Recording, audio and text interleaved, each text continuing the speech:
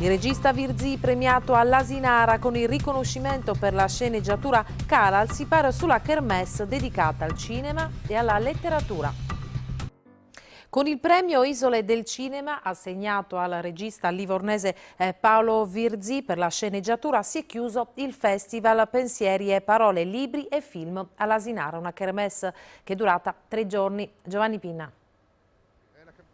Imbacuccato per difendersi dal maestrale che sferza l'Asinara, Paolo Virzì riceve il premio Isole del Cinema per la sceneggiatura del suo film Ella and John, ispirato a un romanzo dello scrittore statunitense Michael Zadurian e interamente girato in America. Consegna Gianfranco Cabiddu, autore del bellissimo La stoffa dei sogni, ambientato proprio nell'ex Caienna sarda.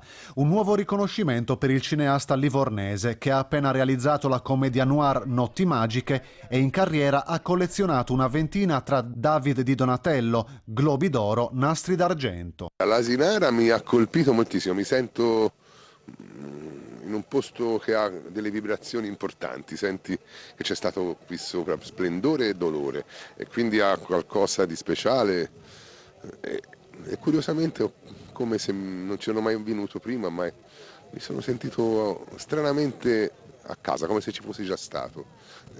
Quindi c'è questa magia che è interessante, sono contento di esserci stato, spero di tornarci. Con Virzì va in archivio un'altra edizione della rassegna letteraria e cinematografica Pensieri e Parole, tappa del circuito Isole del Cinema che si snoda fra Asinara, Tavolara, La Maddalena e San Pietro. Per 3 giorni il pubblico ha potuto partecipare a dibattiti, incontri con scrittori e filmmaker nello spazio allestito a Cala Reale.